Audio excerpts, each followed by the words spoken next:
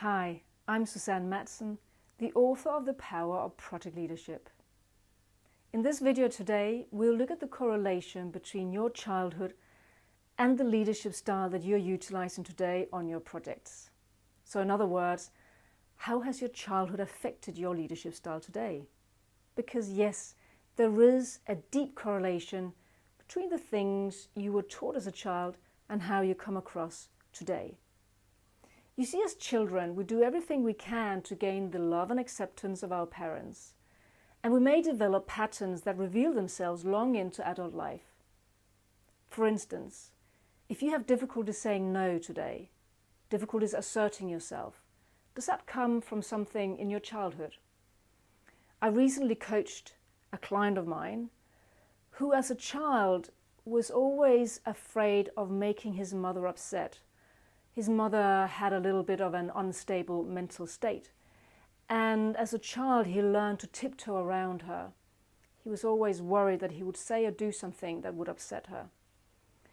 Now, how do you think my client acts today on his projects? He has difficulties asserting himself, in particular around females. In my own case, I can tell you that as a child, I was taught that laziness was not a great thing.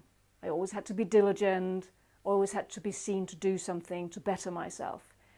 Now, today as a project manager, I have a tendency to overwork myself, to not take a break, to not relax, because that wasn't really the order of the day when I was a child.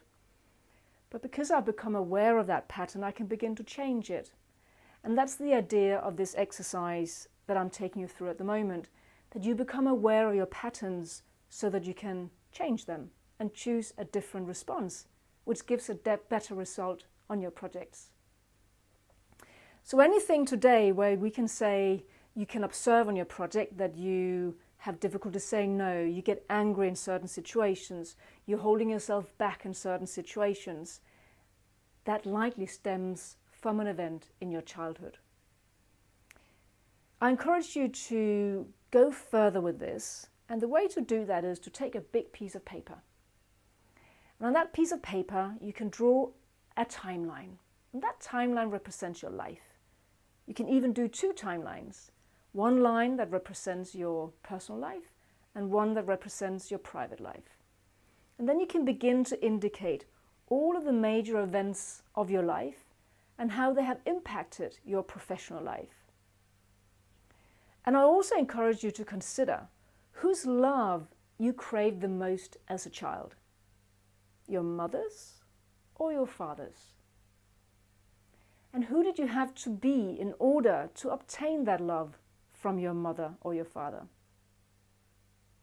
Once you can answer that question, you will begin to see some of those patterns that have developed for you.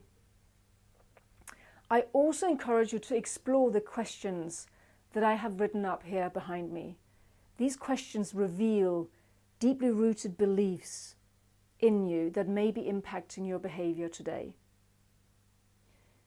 The questions are: the best measure of success for me is, the main driving force in my life is, I will be successful when, I am happiest when I'm under pressure I tend to, what gets me into trouble is, I tend to get angry when, I tend to hold myself back in situations where. To do this exercise, take some time out on your own. Bring some crayons and some magazines. Perhaps you want to cut things out and put on your timeline. And you can answer these questions or finish these sentences on that timeline as well. Use a big piece of paper and allow yourself to be creative. Perhaps play your favorite music in the background. The idea is that you uncover these deeply rooted beliefs so that you can begin to choose better responses for you and your projects. Thank you for watching.